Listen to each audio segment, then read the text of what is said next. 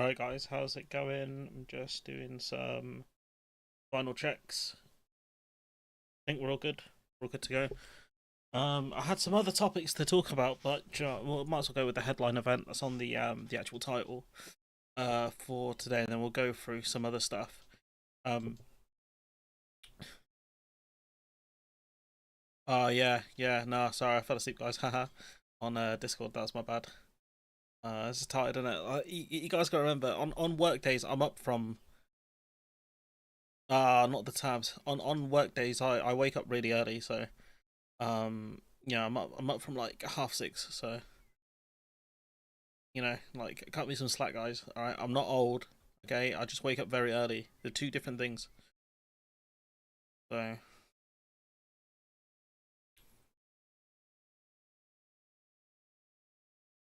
so yeah.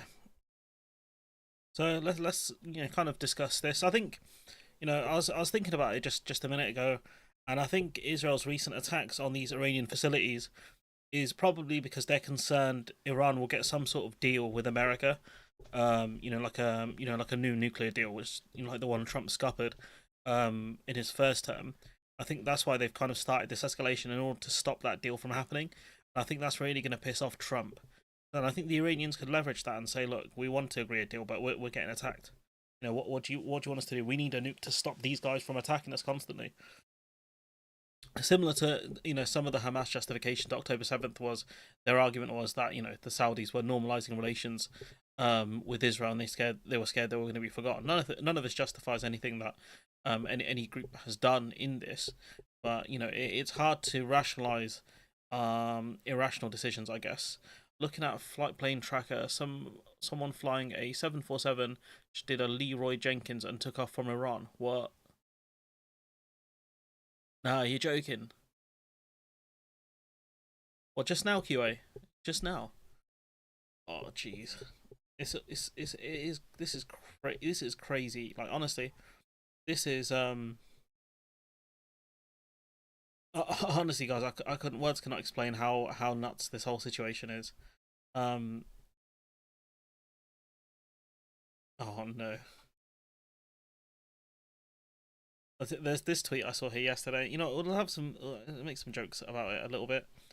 Um, like someone put, imagine if social media was around during World War II, because this is like it's not an Iranian, like, official Iranian page.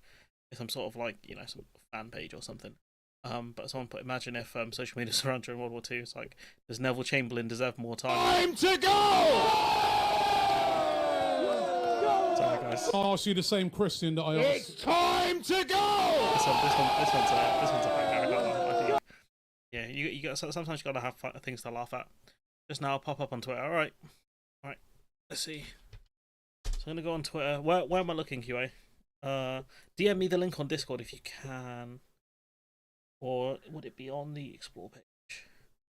Trending. Sorry guys, not the most riveting start to any stream. Iran are trending #1. That's what happens when there's no football. So that's so bad, so bad. Deal. Obama signature. Oh, I see. The JCPOA, yeah.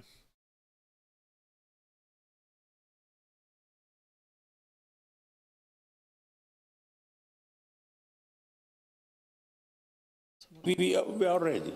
Shemhani is one of the few people in Iran authorized to speak about the sensitive negotiations. We can definitely have better relations with the U.S. Shemhani said that Iran is willing to commit to never having a nuclear weapon, to getting rid of its stockpiles of highly enriched uranium. So this was the guy. Who was there negotiator that Israel just killed. It killed in their strike. So they killed. This is like when America killed Soleimani. I think it was Qasem Soleimani. When they were going for negotiations. Someone must have misspelled his name. Yeah, someone misspelled him. I got it. So yeah, they've killed the guy who would have stopped this entire situation happening by the looks of it. Just how stupid can you get, guys? Honestly. Let's see, let's check out this Leroy Jenkins. Leroy Jenkins. That's a real old internet term for you guys, like really old. Might be one of the originals.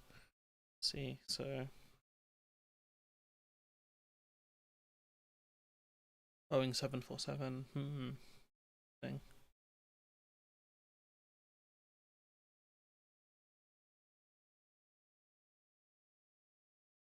Which way is it going though? Because Israel's the other way, isn't it? So I wonder where they're going. Because Iranian airspace is closed, I'm pretty sure. So it should be quite interesting to see where they go with that. But yeah, they killed the guy. They killed the guy doing negotiations. Genius move. Genius move. Yeah, I got the link. Just had a look. Wonder where he's going because Iranian airspace is closed. So yeah, that's worth keeping an eye on. So yeah, this is the guy they had. He would have dealt with it, and then bam, they kill him. It's a shame there's no date on this NBC interview, but I think they do have a little bit afterwards. Really enriching to a level needed for civilian use and to allow inspectors in to oversee it all in exchange for lifting all sanctions immediately. So that's literally the deal we had originally, the deal under Obama, which Trump scuppered. But yeah, Ali Shamkhani, he's dead. They killed him. So he was an Iranian naval officer, politician. He served as the secretary of the Supreme National Council of Iran. Because what Iran actually wanted was the end of. They wanted that JCPOA again. They wanted the end of the sanctions more than anything. The minute hostilities end, they can no longer expand, I suppose. But this is tragic, really. Yeah, the top advisor. I fucking hate the Guardian because I'm not going to accept all of these trackers, right? 132, and then they're like, "Oh, reject and pay." Like, you act like I won't archive it, stupid ass. But yeah, their top guy, gone, killed in these strikes. Genius level move, really. But yeah, this is the reality in Israel now. One of the clips the BBC managed to.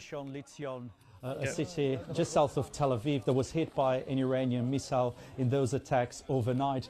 And this was likely the point of impact. And there's a lot of destruction here. All these houses have been completely destroyed, which gives you an idea of the power of the attack that happened here. And all morning, families have been coming here to try to rescue some objects, retrieve some items from the rubble. And there's a lot of destruction all around with these cars. Also the houses here completely damaged. Again, a very powerful attack that happened here, and it was a very long night of attacks with air raid sirens sounding across the country. I was in Jerusalem. Do you know what's crazy, right? They would not allow this guy to go around Gaza doing this because Israel banned foreign journalists and going to Gaza. So this situation here would not be able to be filmed the way it is. And there were loud explosions just before dawn with air defense systems trying to intercept those missiles that had been fired by Iran.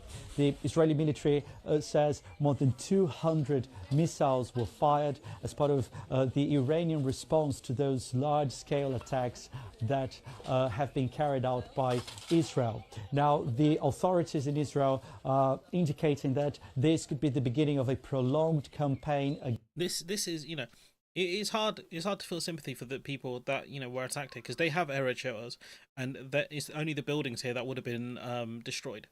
But this is the reality for people within Israel now, that you're not dealing with Hamas anymore or Hezbollah. You're dealing with a nation that does have some power. And what's going to happen is they're going to fight back because they feel like they don't have a choice. And in reality, they kind of don't.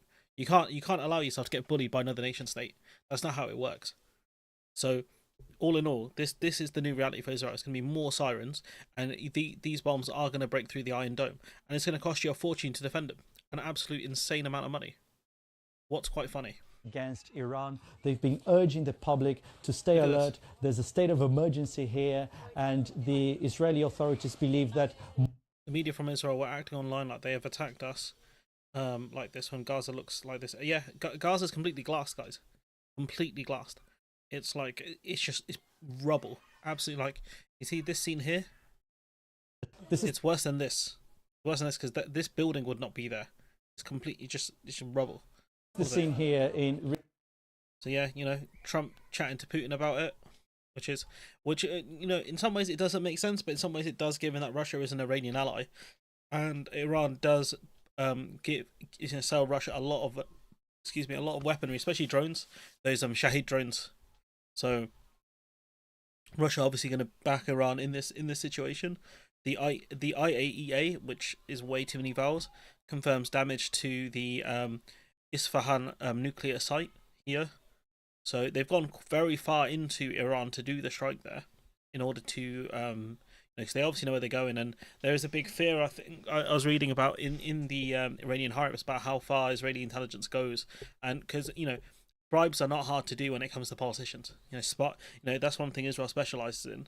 I'm not saying that it's just them. The Americans are very good at it. The Russians are very good at it. It's the art of espionage. At the end of the day, Iran-Israel hostilities may well head into a more dangerous direction. Which I can definitely see. You got Robert Malley here pictured. It was one of the architects of the 2015 Iran nuclear deal. The conflict between Israel and Iran is a powder keg that has already blown up, according to Robert Malley, the lead negotiator.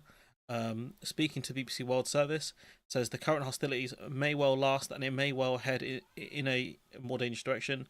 He added that he struggles to see how planned nuclear talks between Iran and the Trump administration could resume anytime soon. And it's up to Trump. Trump could say, "Look, stop this. We're negotiating with them. Stand down." And at that point, it's up to Iran to figure out what they want to do. And you have the Iranian nationalists who are liberal and super weird.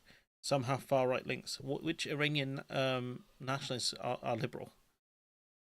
What? Nationalism is generally not really linked to liberalism. UK sending more jets to the Middle East. So what are we on? We're on the wrong side of history once again. And the thing is, you've got absolute jokers who, in this country, within the United Kingdom, within England specifically, within this union, who keep talking about America's reaction to everything. It makes sense, but they keep being very critical of Donald Trump, which I also am, but won't criticize their man Slama. Very strange behavior from them, but that's what happens when you're too biased, I guess. Constant message is de-escalation, he says, but the thing is, it's not Iran that are escalating this. It's Israel. You can't see someone get punched in the face and tell the victim, "Hey, stop that. Stop escalating the situation. Don't fight back." Could you imagine if Iran attacked the British base in Cyprus, and then the whole world told Britain, "Nah, stand down, son. You don't want to start something here." Nah, would react. It's the same thing. I think it was.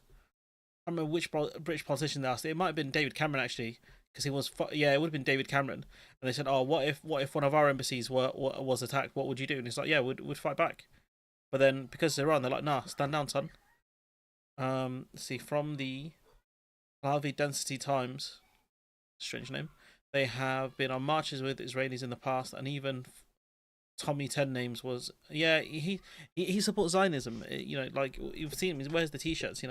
Don't know if he's received money from any Zionist groups, but he's a Zionist. The US remains committed to nuclear talks with Iran, so it's up to America. They could stop this one as always and say stand down. That's it. You're done here. But yeah, this is the new normal for Israel again for probably the next few weeks potentially. It just depends how long Iran want to kind of drag this one out for. They've got satellite pictures of the kind of nuclear sites because Iran, I think they built some of these nuclear sites into the mountains in order to kind of protect them from these kind of attacks. Iran's president threatens more severe response. So Iran's president has warned of a more severe response if Israel continues its attacks. The continuation of Zionist Israeli aggression will be met with a more severe and powerful response from the Iranian and armed forces. And the thing is, like, Iran can talk big here, but the situation is that they kind of can't because they're not strong enough to do much to Israel. And the other problem they have is that the Americans will step in if things get too far, and Iran's going to get swung at by a second group. Not to mention, the British are probably going to get involved again into a conflict that really would be on the wrong side of again. But Israel's whole plan is to do regime change, but they're not going to manage regime change in Iran unless they physically invade Iran. That's one of the few ways, like unless there's a big insurgency group in Iran, which we know there's not, you're not going to be able to topple the regime. It's just how it goes. It's very difficult to topple a regime without, strong militias in the region. Like, look how long they had the Syrian civil war for. Assad only only was gone. I think it was this year. I think they got rid of him this year. It's not that long, and that's a civil war that was raging for 12 years. So even if there was some sort of insurgency force, it'd be very difficult to topple the Iranian regime. Can't see any country invading Iran. The natural landscape would make that very difficult. Yeah, Iran is, I think, it's much larger than Iraq. I think it's like 3 times the size of Iraq, I think. So yeah, like that's the only way you're going to achieve regime change, though. In reality, like if you take out the Ayatollah, there'll be someone else to replace him. If you replace the other leader, I think I don't know if he's selected or elected, but if you get rid of him, they'll just replace him with someone else. So it doesn't, their strategy doesn't make sense. But then again, these are irrational people. He's trying to make another conflict so he doesn't go to jail, because he's up for charges within Israel, and there'll be a lot of questions in Israel about how he failed to stop the October 7th attack, how he failed to get back Israeli hostages. He is dragging this out to keep power by holding on to essentially a state full of people who are terrified. But he brought this one on himself. We can now bring you more from Netanyahu as the Israeli IDF continues to strike targets across Iran. And when October 7th happened, it was Israel has a right to defend itself, and Israel essentially glassed Gaza, right? And the argument was, oh, it's all in retaliation. So Iran gets swung at, and then now it's don't retaliate. It doesn't make sense. It makes the West look really stupid, honestly. But it doesn't take much for that. We cannot afford for them to talk about can't afford for them to have a nuke and things like that, right? But the thing is, Israel has a nuke. Is Iran not the size of France? I don't think so. Iran. So Iran's size is 1.648 million kilometers squared. So let me get that in the chat. So that's Iran. It could be.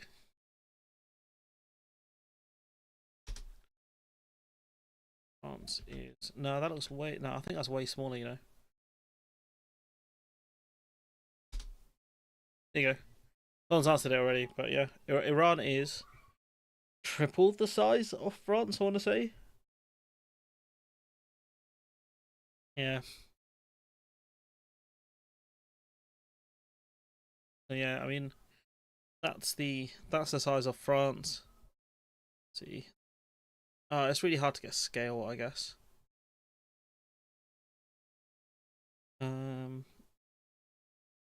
That's France. That's France. France up here.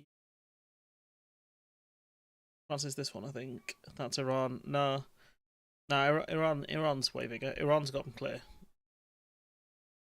So, does the presence of the IDF HQ in Tel Aviv not endanger civilian population? Oh, it's an article from Haaretz. Wonder when this is dated. This dated in 2012. Wow, this is crazy. So, does the presence of the IDF HQ in Tel Aviv endanger the city's population? So, there is this question of human shields. It's clear which sides use it. Israel accuses everyone of using human shields and things like that, but they do the same thing. That's what happens when you build your security apparatus within such a densely populated city.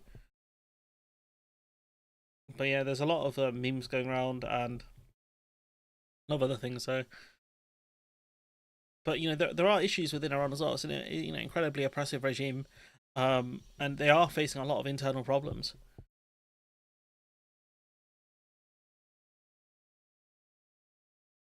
Yeah, it's hard to tell what is staged and what isn't, to be fair. But from The Onion, Netanyahu calls Iran strikes necessary to prevent a war he just started, which is true. You got here an old video of Donald Trump saying he'll start a war with Iran. Trump accusing Obama of wanting to start a war with Iran because he's ineffective at negotiating. So.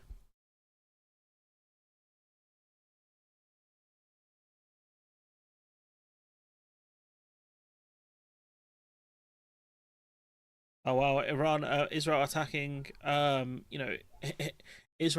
attacking, what do you call it? Struck by an Israeli drone, attacking an Iranian gas facility, which again, that has nothing to do with Iran getting nuclear missiles. So it's very clear that this is not much to do with nukes, to be honest with you. It's just Israel looking for an excuse to attack Iran again. That's what they want. It's a lot of civilian deaths within that Israeli attack as well. Just seen this tweet actually. Sorry guys, I'm kind of like just looking through this thread to see if anything else was going on, but this from like Western politicians. Now, France has repeatedly condemned Iran's ongoing nuclear program. It's taken all appropriate diplomatic measures in response. In this context, France reaffirms Israel's right to defend itself and ensure its security. So, it's clear where France stands on this.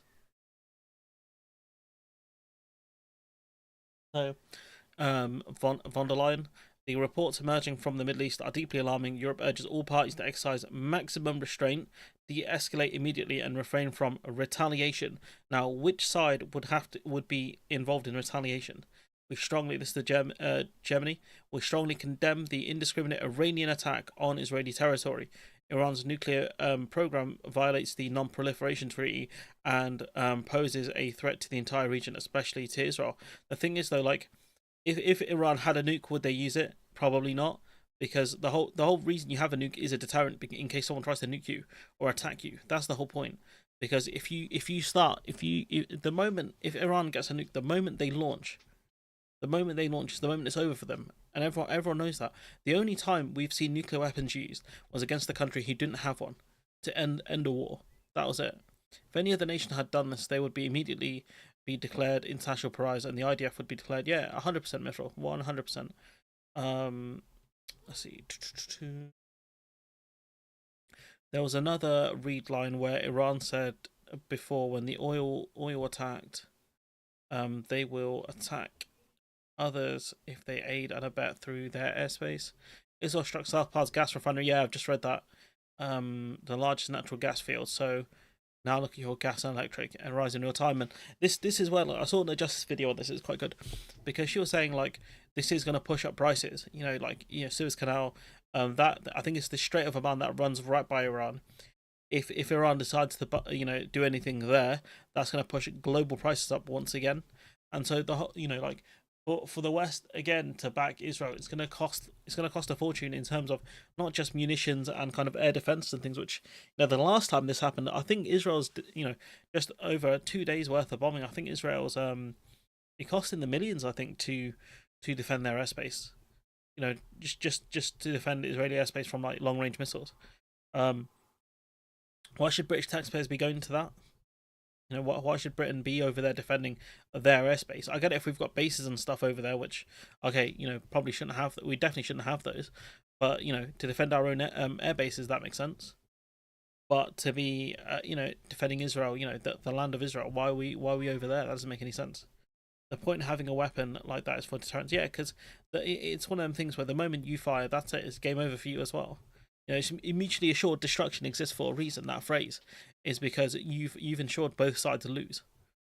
That's what the only reason we survived the Cold War, because of human self-preservation.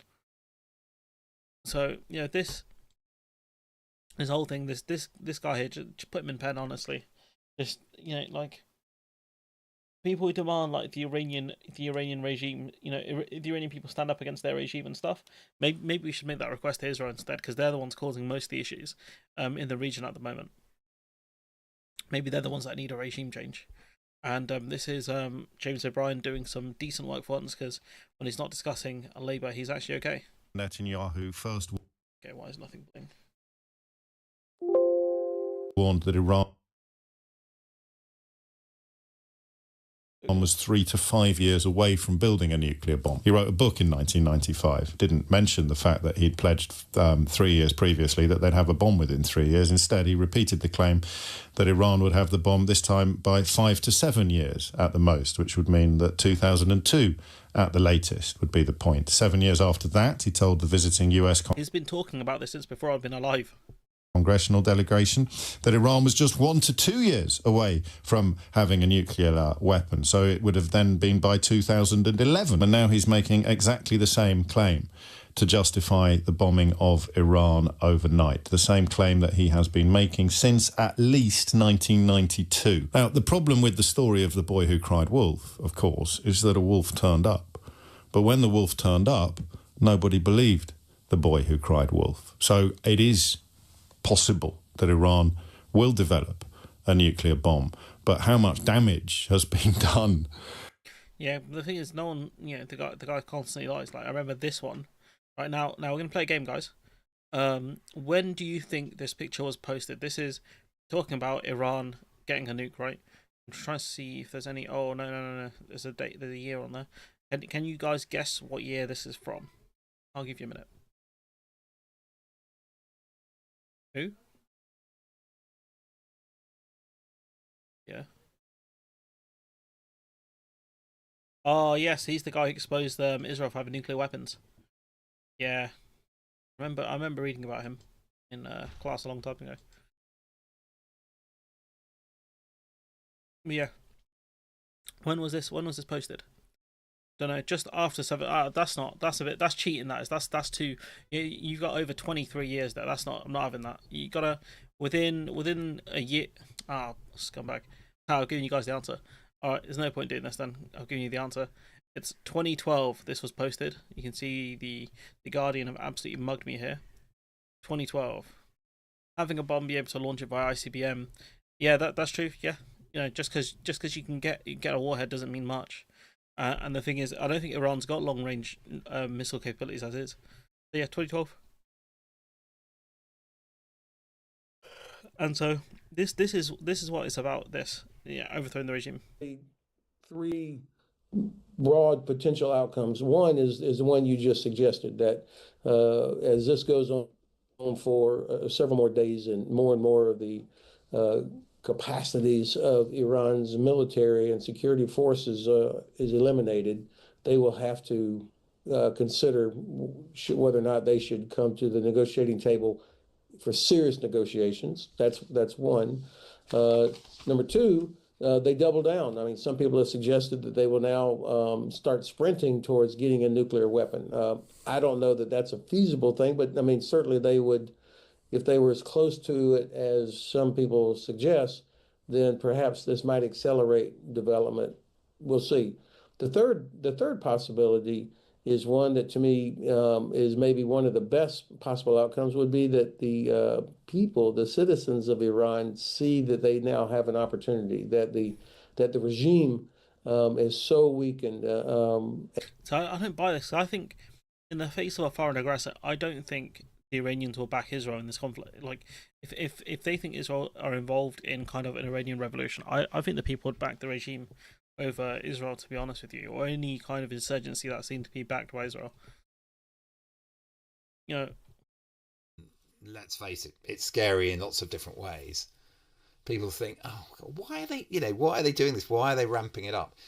I think from the Israeli perspective, you have a regime in Iran, particularly, Ayatollah Khamenei, the supreme leader, who has for many years been very explicit about wanting to eliminate the state of Israel, not accepting in any way its right to exist, wanting to rain fire down on their heads. Lots of apocalyptic language has been used. And in addition to that sort of central overarching threat and refusal to accept their presence in the region, Iran has built up this network of proxy organisations, which of course were used with Hezbollah in Lebanon. That's true, but you act like other countries don't do the same thing when it comes to backing proxies and militias and all sorts of things like that.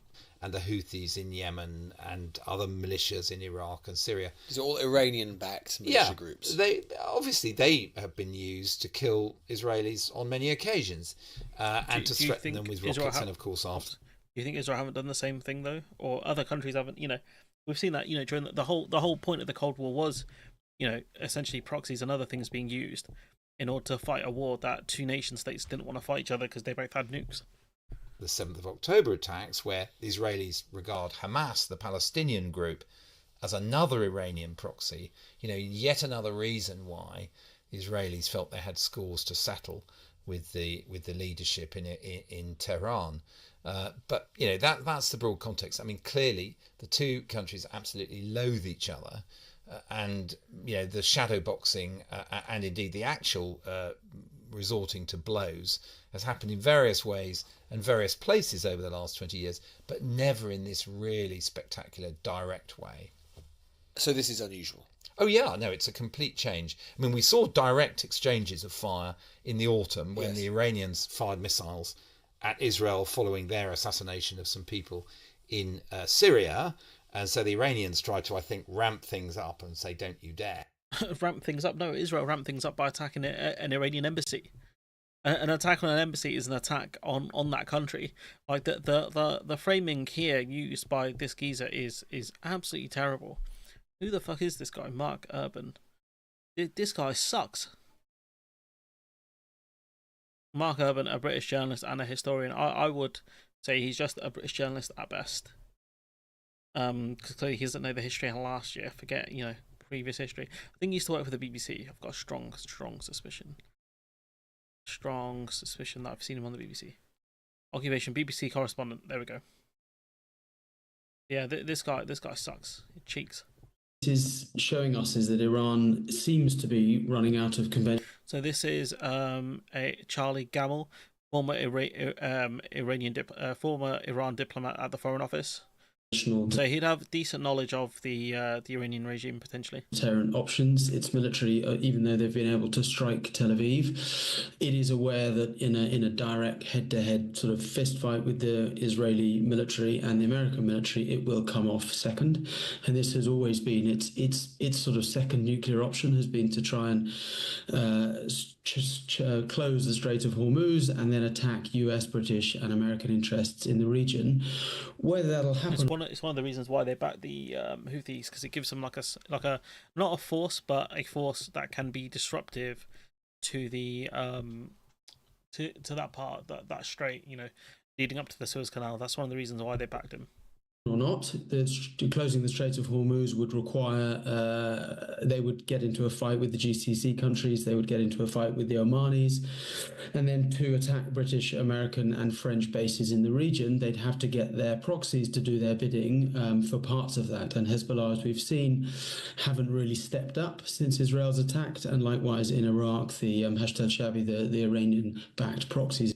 It's possible China get involved if that happens, but China do also buy a lot of their oil from Russia as well. So I don't know. It depends on like the proportions. How much of is an issue going to be with them? Can they buy from alternative source? In Iraq haven't done anything that we would have thought that they would have done. But I think what is important here is that this is evolving into an existential crisis for the Islamic Republic. You have the decapitation of its senior military leadership and the severe divisions. So this guy's mouth breathing is driving me nuts. This is a terrible clip.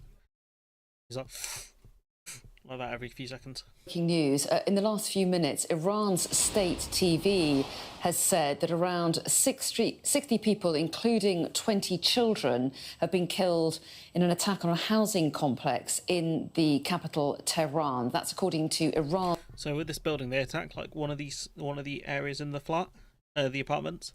And the whole argument was, they can do this, with such precision, and yet they had to glass all of Gaza. It doesn't make sense. State TV reporting in the last few minutes. So, 20 children killed among the 60 killed in one of these attacks. Was Iran months away from producing a nuclear bomb? Which again, like this person points out, Asal they're just recycling stuff in 2003, which is true. We had the exact same stuff. This is someone in Israel who's gone to one of the shelters. Here in the shelter, especially the first wave of attacks, we did feel quite a few booms. The shelter was actually shaking, the one that I'm in now. I don't believe there was a hit nearby exactly my neighborhood. However, we do know that there were some direct hits in the central region. Disputing reports still about how many, but I think at the minimum, there have been 2 hits. Now, that being said, the majority of these missiles have been intercepted successfully. I mean, we're talking about over 200. But like I said, this is their reality. They're going to be running to bomb shelters constantly because they don't know if the next set are going to land. This is the UK denying that the British had anything to do with this attack on Iran. There were the British bases in Cyprus were not used. Did not participate in this action. And let me say clearly and unequivocally that Russia's claim that British sovereign bases on the island of Cyprus were in any way involved is nonsense. It is deeply irresponsible at moments like this for Russia to be spreading disinformation.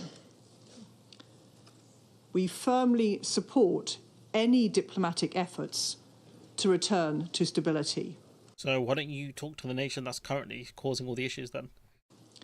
Today we have spoken to Israel at the highest levels, and our Foreign Secretary has also spoken to Iranian Foreign Minister Araghchi. We have urged both sides to show restraint and de-escalate. I mean, that's not happening though. He literally sat by the guy from Iran. You must have just spit in his face at that point because he's talking absolute drivel. You got this absolute muppet. Was the destabilising force. So this guy's a former British army colonel in the Middle East. It is Iran, and the Israelis have carried out a preemptive strike. So it's Iran. So did Iran attack a border area between them and their neighbour? No, Israel did that with Egypt.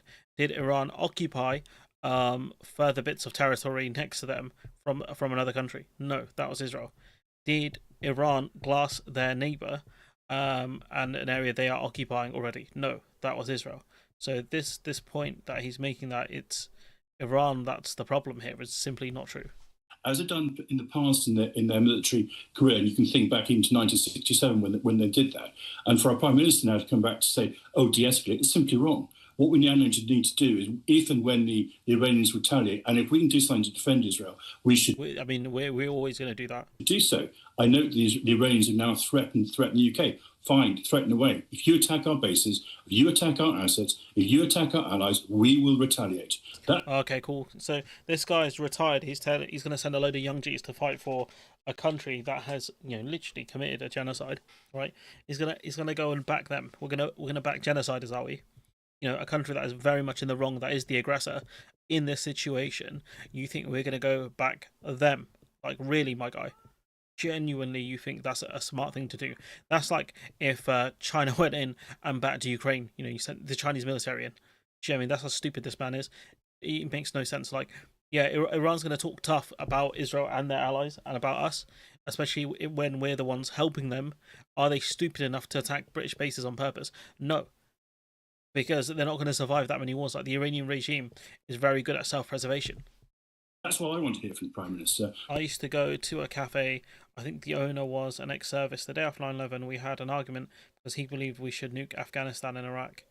See, yeah, people are stupid, man. Not some sort of student union debate about the wicked. Oh, a student union debate. Oh no, student politics. Of Israel in the past. Let's be very. Let's Israel in the past. Last year, this year, yesterday, today. Clear who the enemy is here. It's Iran. Big man, yeah, go get your boots on. Go over there then. Go fight Tehran. Go on. Go scrap the Ayatollah 1v1. It's a theocracy. It discriminates horribly against women, and it is a proxy leader for terrorism. So yeah, you could describe Saudi Arabia using almost all of those words then. You go scrap the Saudis as well. Absolute fucker. World tolerate you having nuclear weapons and not, say, Iran? First, again, we never admitted to have such weapons. I mean, you have them though. But the very comparison is, I must say, it's very insulting, and I tell you why. We suffered one Holocaust. We listened to our neighbors. Is it because of the Holocaust that you should be allowed to have nuclear weapons? You know what? This interview was finished now. Your attitude is so hostile. Fucking pussy, this guy, absolute coward. Yeah, you've got the Israeli ambassador, saying like what Israel is doing now is a war that all countries in Europe should thank Israel for, because those ballistic missiles are capable of getting to London, which is not true from what I've read. That they don't have the range to get that far, or based on what this dude's saying, anyways. So again, that's not true. And also, like, these guys think they're Ukraine or something. Like, they're fighting some big proxy war on behalf of other countries. Like, no, like, you're just threatening your neighbor. That's all you're doing. Like, you're just getting sick of these people, honestly. U.S. intel view that among the targets were Israeli airfields, but also, and this is crucial, the headquarters of Mossad, the international intelligence service of Israel, which is inside Tel Aviv. It's in the northern part of Tel Aviv, but it's in the city. It's in a densely populated area. And of course, the concern is if you're firing, even though Iran might consider that a military target. I mean, it would technically, I think, be a military target. It is in a densely populated city with civilians around it. And that's just one more layer of escalation. And the question is, why would they put this facility, which is definitely a military target, within the middle of a civilian area? So yeah, got a few more clips to discuss. There's some other like Israel things that I wanted to discuss, but I think this is the main thing really that is the thing worth discussing the most. World a favor. What has happened is that the world is reaping the consequences of the United States' destructive decision under Trump in 2017 to destroy, at Israel's behest, the very real, very effective international agreement endorsed by the entire world, under which Iran's nuclear program was limited, monitored, and supervised to ensure that nuclear materials could not be diverted to a military. But if Iran were not following, it was utter folly, right, to destroy that agreement. Sure. So, but if Iran weren't following it, and I suppose what we're basing your argument on is trusting the Iranian regime. No, it wasn't based on trust, you dumb fuck. The IAEA were there. They were inspecting the facilities. Like, it wasn't based on trust me, bro. It was based on inspectors going in and checking the facilities. And the information that we have and the evidence that they are presenting, is that right? Is that what we're basing this on? And shouldn't we also say at this point, Ambassador Dalton, that Israel has been under threat from Iran for decades? Indeed, its proxies have been attacking Israel frequently. And I do just wonder if actually this particular tipping point, seemingly from the view of the Israelis, that now is a time to strike in something that has been simmering for such a long time, if actually that is just a proportionate response to the threat that Israel has lived under for so long. It's a proportionate threat. How is this proportionate? You've directly attacked a country. Where's the proportionality of doing that? You've killed 60 of their citizens in one of your attacks. That's not proportionate at all. I don't see why you should act as an advocate for the Israeli government. I'm not. I'm only challenging the statements you're making, which is my job. Clearly why this is an illegal aggression. And among the consequences will be, I believe, a likely decision by Iran to pursue nuclear weapons covertly in future. It's possible. Would you see a situation where, like, I don't know, Russia were going to attack America for backing Ukrainian militias that they've been fighting? Like, it doesn't make sense. The Azov Battalion, for example. Iran is meant to have a missile that's got 6,000 kilometers, but only has 750 kg warhead. But only Israel talks about it. 6,000 kilometers.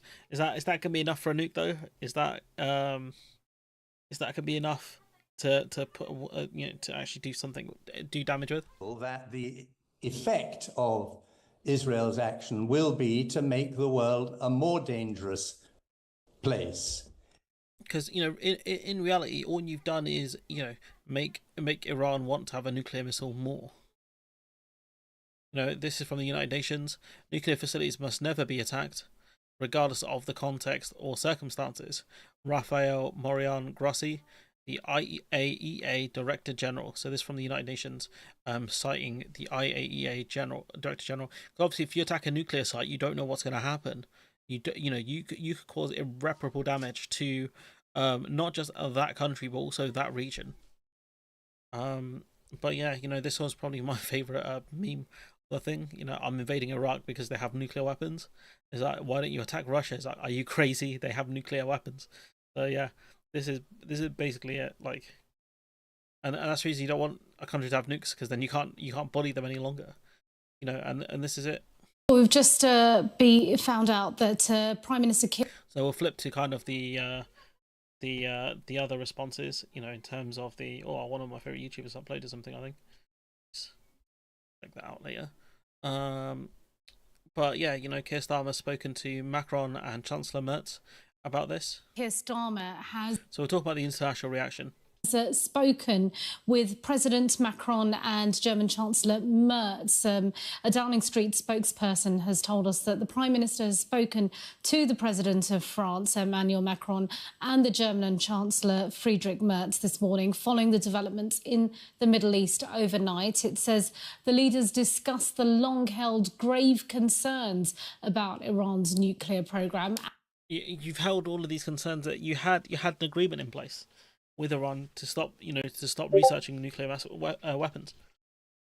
And called on all sides to refrain from further escalation that could further destabilise the region. It says the leaders reaffirmed Israel's right to...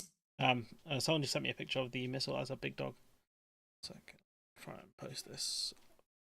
It's a big dog missile. But based on what that person's saying, it'll take them a couple of days. It takes a couple of days to set it up. 2 to 3 days set it up, 2 to 3 days to put fuel in it, and then hours of testing before launch. So, I mean, realistically, Israel are going to attack this thing before it gets off the ground.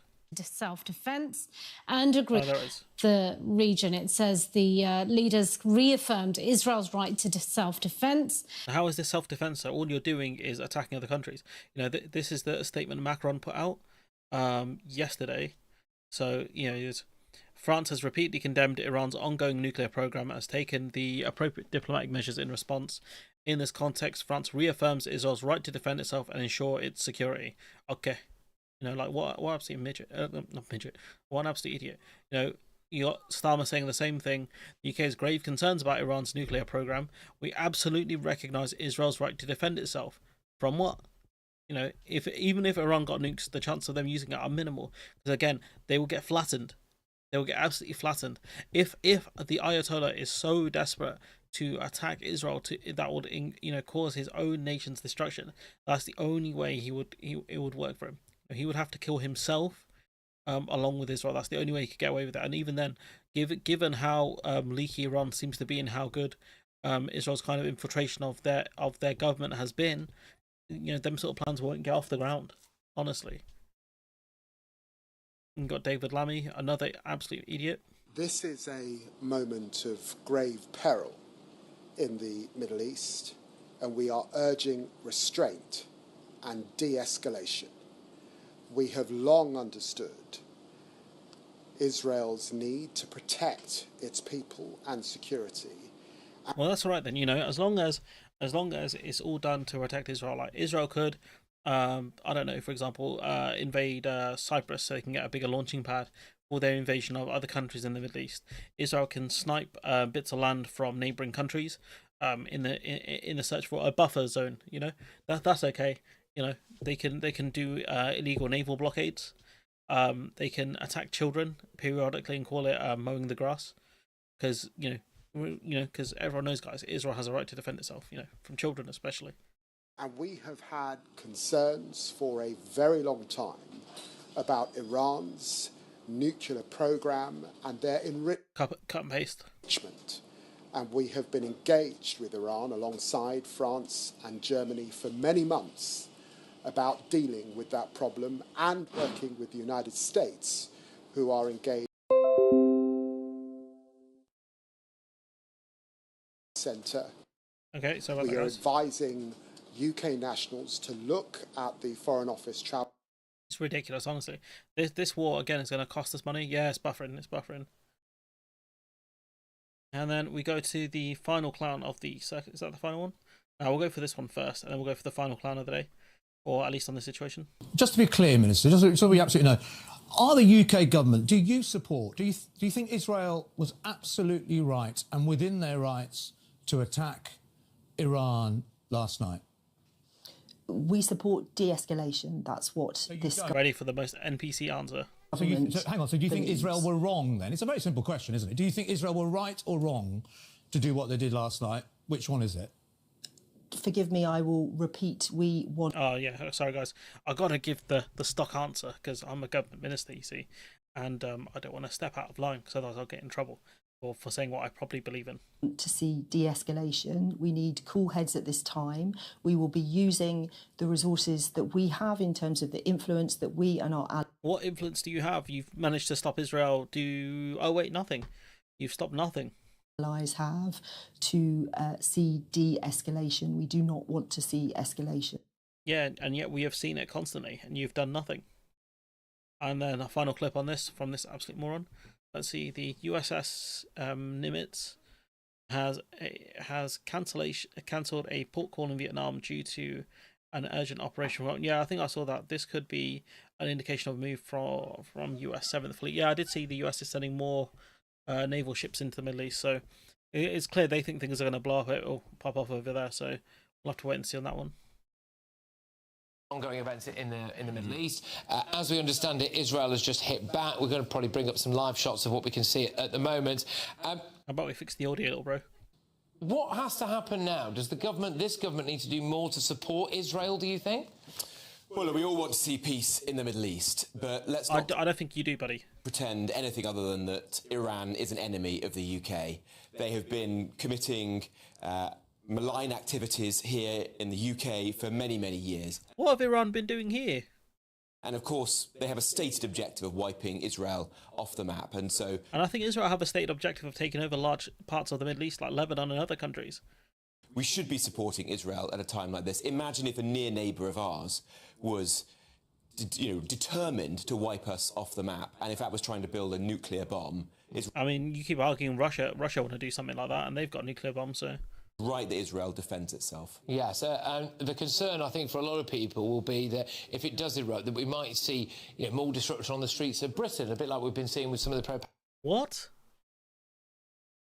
More disruption on the streets will be that if it does erupt, that we might see more disruption on the streets of Britain, a bit like we've been seeing with some of the pro-Palestine protests as well. Disruption, like protesting, like the protests that they've done, the pro-Palestine people have done, is not been that disruptive.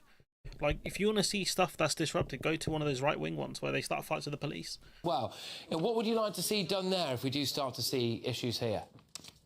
Well, look, we need to make sure that there are peaceful protests if there are them here in the UK, but they don't, as has happened time and time again, trip into something much more disturbing, like the kind of anti-Semitism and extremism that we've seen on the streets right the way back to October the 7th. When I was in the Home Office with Suella Braverman, we raised concerns, we pushed the police to robustly enforce our extremism laws. I don't want to see people shouting abuse, making the Jewish community here in the United Kingdom feel uncomfortable walking the streets of their... I mean, neither do I, but I don't, it's gonna cause more problems. Like, all Israel are doing is just making more people hate them, honestly.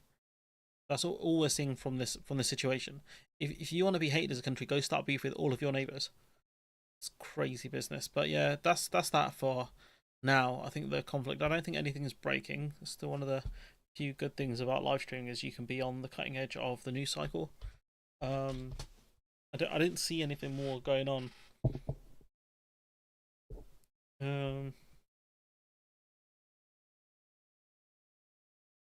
Just a lot of anti-Trump protests, which again makes sense. Yes, a lot of people like that are pro-Israel who are basically, getting a taste of their own medicine, I guess. See, Trump Putin held a 50-minute phone call to discuss the escalation in the Middle East. Ukraine, a Putin aide said so. Yeah, that shit, in their communications it's a bit doesn't fully make sense.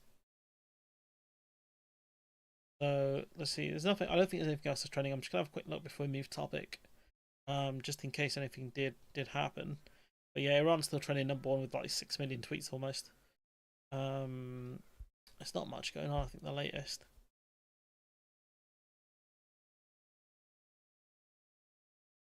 Yeah, it looks like there's continuing fire going on. But you can never be too sure with some of these internet sources.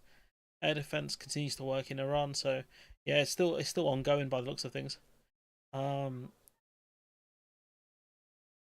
Should actually wrong.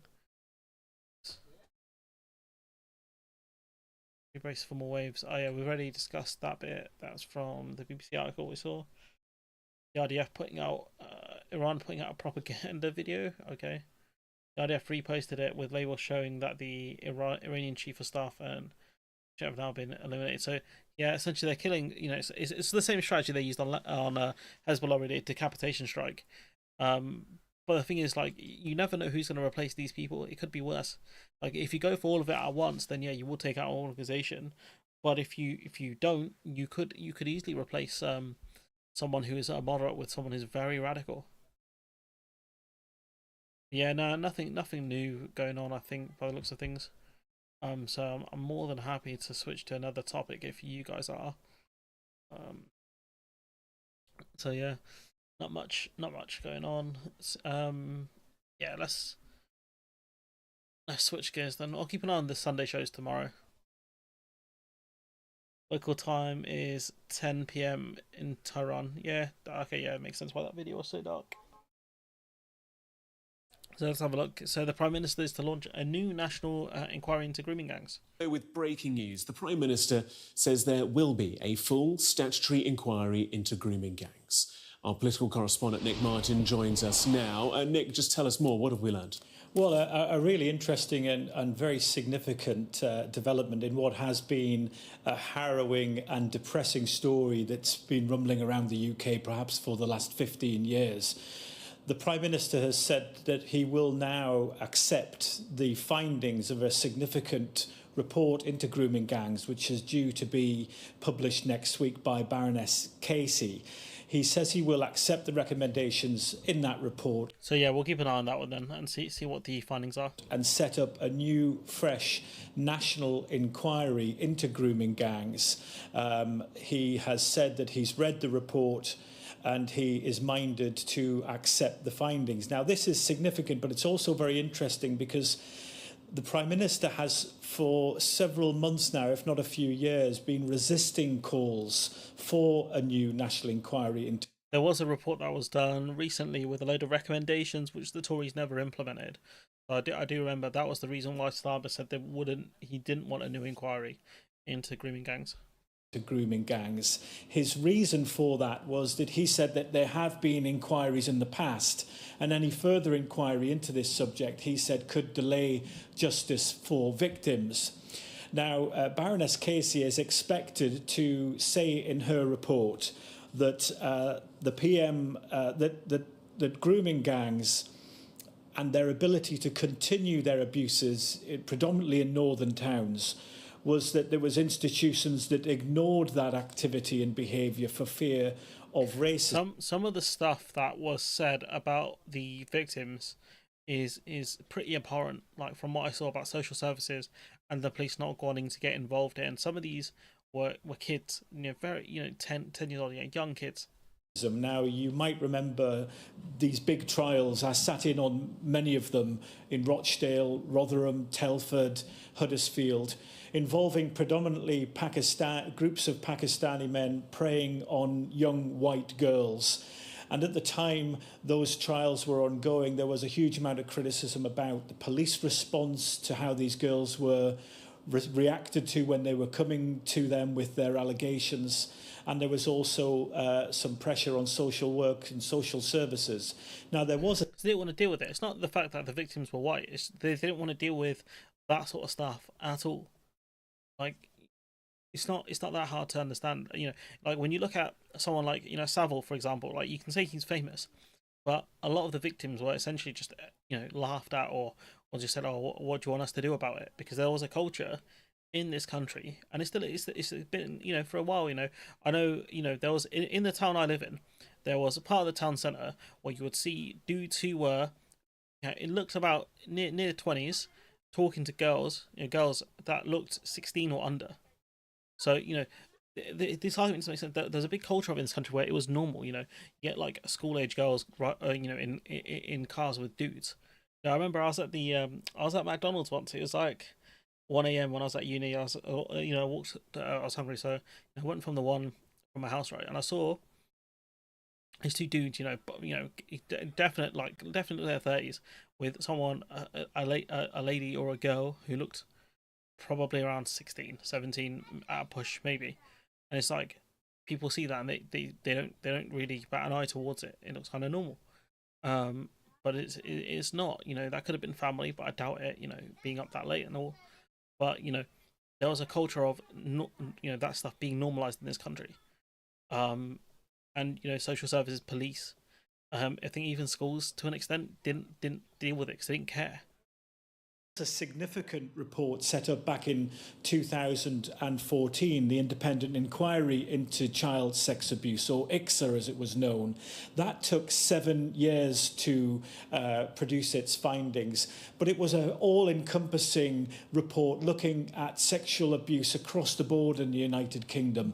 And many people felt that it fell short in not being specific enough on the link between race and young white girls. The reason it didn't focus on that is because it weaponized by racists. It's so stupid, right? If you're serious about helping victims, right? If you're genuinely serious about this stuff, you would want it to include everyone. Not just the individuals, but groups, regardless of ethnicity. That's what you'd want if you're genuinely serious about this stuff. If you wanted to use this just to attack minority groups, which is obvious what that's what this guy seems to want. Then fair enough, you carry on as you are. But if you genuinely want to help victims, because one of the biggest PDF gangs in this country was, and maybe even still is, the church. It definitely was the case in Ireland. Like the church was the biggest PDF gang going, because all they would do is they would hush the case, and you send that priest somewhere else where no one knows what happened, and they do it again. And it's not because they're Christian they got away with it. It's because there's a hush culture, and that's what you need to get rid of. That's what you need to look at. The hush culture within certain groups, but also in broader society of not wanting to tackle this. In northern towns, and many victims have been calling for a fresh inquiry so that issue can be looked at more specifically. We expect that Baroness Casey, in her report next week, will agree with that thought, that race and groups of predominantly Pakistani men preying on predominantly white girls was not taken enough into consideration in that wide-ranging view from 2014, and that a new this conclusion, in my opinion, has been baited by Farage. New, fresh national inquiry should look at that in particular. The Prime Minister was asked about this by reporters on his way to Canada today. He said he's read the full report. He always said that he would act on Baroness Casey's recommendations. It is quite the U-turn, though, because he has resisted, as I say, these calls for this inquiry. We don't know any more details about how long it'll take to set up, but it will be... I've got a feeling this report will come out just around the time of the next election. It'll be a positive thing for victims to hear, who have long thought that the previous inquiry did not go far enough, and that this new inquiry may now answer some of the big questions that they had and some of the big allegations that they've made that they weren't listened to back then, which led to gang after gang after gang across the country being able to prey on young. Yeah, this report, the framing of it is something. The leader of Bangladesh, Mohammed Yunus, tells me Labour MP Tulip Siddiq should go to Bangladesh and face trial over corruption allegations after he rejected her request for a meeting during his visit to the UK. So this situation is... I cover politics. I've covered politics on this channel for, I want to say, 5 years. 5 years doing this properly, so sorry. But yeah, this one's interesting. I saw this tweet because it's quite close. It's not that close to me, but it's close enough. So Tulip Siddiq made money effectively off the former leader of Bangladesh, and she was given essentially gifts by the former leader, a flat and things like that. And that money was effectively stolen from the Bangladeshi people by a very corrupt autocrat. So Yunus, a Nobel Peace Prize winning economist, currently heading a caretaker government in Dhaka, declined Siddiq's invitation. If she has allegations against her, she should appear in court to face a trial. And this could be not the biggest problem for Labour, but he's got the uncle fit on for sure. He's got the grandpa fit, 100%. So yeah, no, it'd be interesting. I'm gonna keep an eye on this story, and then going from one Asian brother to another, I guess.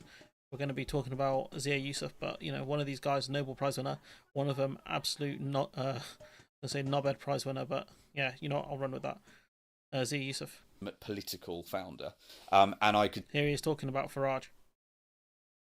See in him someone who had the ability, really singular ability, to bring down the duopoly of the two old parties. And so far, we got a lot. Well, I mean, if you want someone who can bring down the duopoly of the two parties, you really want to look at former leader of the SNP. Her name escapes me.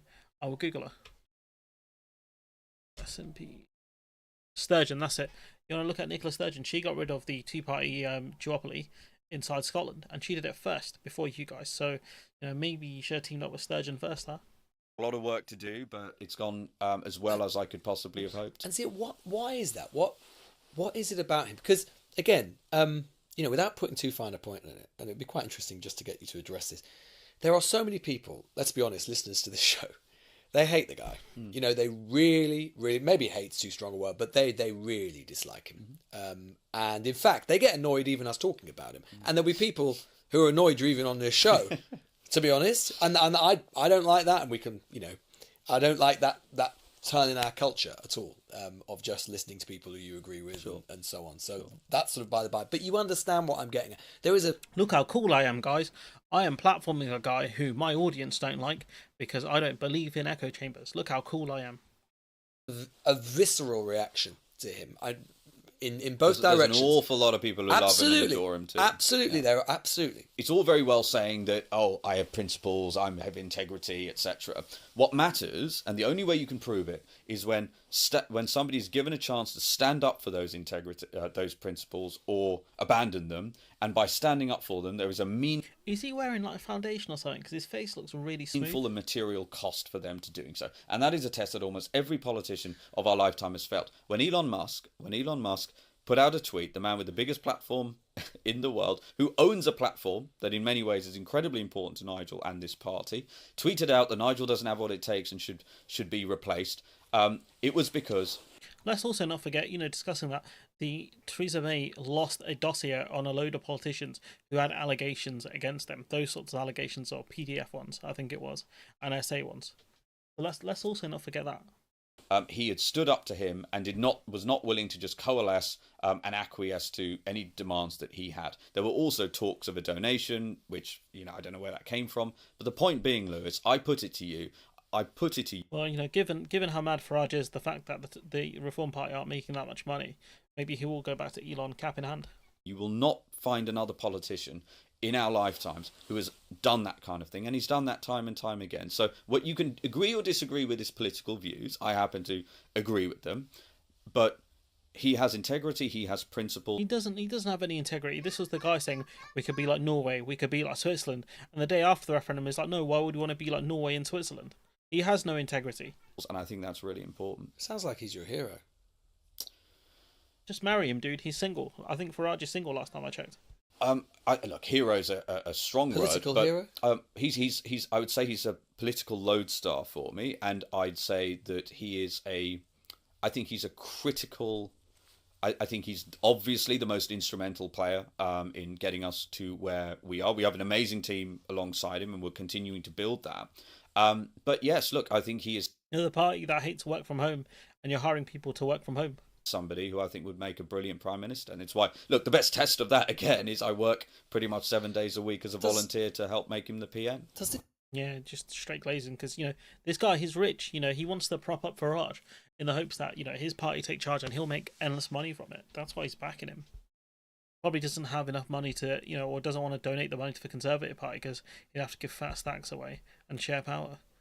There's more from him. Politics, and actually it was because of a huge number of people persuading him to change that decision. I think that will end up being a truly historic and I did not say that. Brilliant decision for the country. So anyway, I was exhausted because I basically hadn't had a day off, Lewis. So this guy is claiming he didn't resign, right? In those 11 months. So for example, even after the elections on May the 1st... I know, but I've gone through a few days when I've not had a day off, but I don't resign. Do you know what I mean? So there must have been something... Come on, it's between you... He also changed role as well, let's not forget that. He was, I think, the party chairman. He's changed now to lead Doge or some nonsense. You and me in the podcast bedpost here, you can tell me what really happened. So but the exhaustion point is important because it affects decision making, right? So that is important, and I think everyone listening to this, I'm sure, will appreciate that. Then there was the on that particular day, I don't mind saying, because I did put some intemperate tweets out. There was a question asked in the House of Commons by Sarah Pochin, our MP for Runcorn and Helsby, who I think, can I just preface what I'm saying here by saying that she's phenomenal. I was instrumental in selecting her, getting her elected, and since then we built a tremendous relationship. She's a huge asset to the Commons and to the party. So I want to preface what I'm saying there. Yeah. Let me finish, because I'm going to answer. Can you hurry up, please? Two questions. Yeah. But I had no idea that question was going to be asked. And so I read about the question. So she asked a question about... She asked a question. So her first question... Should she have run the question by you? I thought she's an elected politician there to represent her constituents, not really there to represent you, buddy. Just in case people don't remember. This is a question that she puts to the Prime Minister. It's her first question at PMQs, and she says there should be a national debate on whether the burqa should be banned. Correct. She asked for a national debate, to be clear. Yeah. And then the party, when asked whether that was party policy, said it wasn't policy. Yeah. And I learned all of this, learned about all of this on my X feed while sort of doing 50 other things. Yep. I was frustrated that I didn't know anything about it. Now, in hindsight, I'm not a member of Parliament. It's perfectly reasonable, frankly, for me to have not known about it. But you're party chairman, like you're meant to coordinate with the party on things like national message. If people are going to freelance policy, then they are stepping out of line. The other MPs did know about it, and so look. So they cut you out, dog. They cut you out. Maybe they cut you out because they didn't think you'd be in favour of it. Maybe they cut you out because they don't really respect you. Because maybe it could be your personality. Maybe you might walk like them and talk like them and sound like them, but you'll never be like them. I regret the tweet. I do regret the tweet Because you said it was a dumb thing to ask. I said that. I did, and I regret that. Let me be really clear. So I'm not here to dumb. defend You don't the tweet. think it was dumb? No, I don't think it was. No. So why did you think it was at the time? What the thing that what was frustrating me at the time? Yeah. So like I said, the exhaustion point is important, Lewis, because everybody, I'm sure, if Dude had weeks to think about an answer for this, and he's just fumbling. being reasonable understands. If you barely had a day off in 11 months, your decision making is impacted by it. No one's making you work this hard, bro. I didn't know you want to glaze Nigel this hard that you'd work 7 days a week for him. He doesn't even work 7 days. He barely does 2. And then I was frustrated by the fact that I learnt about all of that on my X feed. That was the thing that frustrated me. Yeah, no, that's such a dead answer. He's arguing that he didn't resign. So let's have a look at what his Twitter says. So and the fact is, to write something, to say something is one thing. You can say things that are impulsive. To write out a whole statement and post it. How impulsive can you really argue this is? It was 11 months ago I became chairman of the Reform Party. I worked full-time as a volunteer to make the party go from 14 to 30%, quadrupled its membership, and delivered historic electoral results. I no longer believe working to get a Reform government elected is a good use of my time. I hereby resign the office. Rupert Lowe mocking him with just an embarrassing picture. Really? And then for the first time ever, I agree with you. Indeed, it was never a good use of your or anyone else's time. So you see the Mandan were backing him, but then suddenly it's all I didn't resign, but he did. We got him 4K. UK this morning. Delighted to say joining us now is Zia Youssef, the former chairman of Reform UK, the head of the party's Doge department. A very good morning to you. Good morning. I have to start here because we just mentioned this tweet moments ago that Elon Musk has just tweeted saying, it's clear, that the guys there don't respect him at all. Regret some of my posts about President real Donald Trump last week. They went too far. Is that, forgive me with a wry smile, is that a sentiment you sort of understand? I went first. Look, no, look, I'm not a spokesman for Elon Musk, but look, I've been working 11 months with Nigel and an amazing team to build this party pretty much from scratch, pretty much and without a day off. And so I was pretty exhausted. And I said it's going to be the same excuse he gave before, but I thought this would be closer to this actual tweet here, this from June. But point being is his argument he didn't resign clearly did. So yeah, I don't know, guys. This guy, complete clown. Honestly, just a complete clown. But nothing more really to say. I don't think there's much more interesting stuff going on for news coverage, to be honest. Just looking at what's going on in the world, it's just talk about the situation with Iran. To be honest with you, there was a Democratic politicians I think that were killed within their homes, which is actually quite terrifying, to be honest. Democratic state politician, the husband shot dead. There's only one. Sorry, her and her husband were killed in a Minnesota attack. So this is quite ominous, to be fair. Hopefully this. Well, you gotta hope it's just a lone wolf, really, because these are the politicians that against MAGA and stuff like that. You gotta hope it's not related to that at all, to be honest with you. But yeah, shooting a person and their significant other down in the home is just crazy. Absolutely crazy. There's not much else going on, I think. Yeah, I think we're good probably to end the stream here, to be honest with you. What to expect from Trump's got a military parade? Is he actually doing this?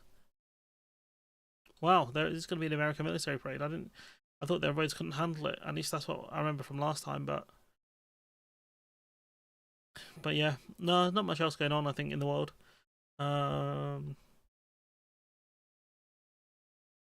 Oh, they are bringing the tower down. Why? They're gonna do yeah, pretty much over wide beat, to be honest with you. Well, I didn't realise they're taking Grenfell Tower down. I heard they were discussing, but I didn't know it was confirmed. It's tragic. I saw it once when I was in London fairly recently. Just caught a glimpse of it. Yeah, it's tragic, really. It's one of the big tragedies, to be honest with you. All those people killed just for what? Yeah, no, that's me done, guys. You should get notification. You should get pinged twice, to be honest with you. Normally it should tell you half an hour before, and then it will tell you as I've started. So you gotta click the bell notification. If that's not working, then just tweet YouTube and ask them what's going on. Ask them what the issue is. But yeah, there's not much even in the world sports. Like, yeah. Florian Wirtz. Oh, they've signed him. Crazy work. But yeah, anyways, guys, I'll catch you guys. Let's see. Next Saturday, I'm going away for the week. I'm gonna go visit my friend, so I probably won't see you guys until the 28th. I think I won't see you guys until the 28th. So what time does that next week? Next week, no stream. 28th, I'll be back. Hopefully, stream on the 28th. Yeah. What time? Probably like 6ish. 6, half 6, somewhere around there. But yeah, anyways, guys, I'll see you guys in about 2 weeks. I might do a stream on my phone if I get bored, but or if things majorly kick off. But anyways, until then, I'll see you guys. Bye bye.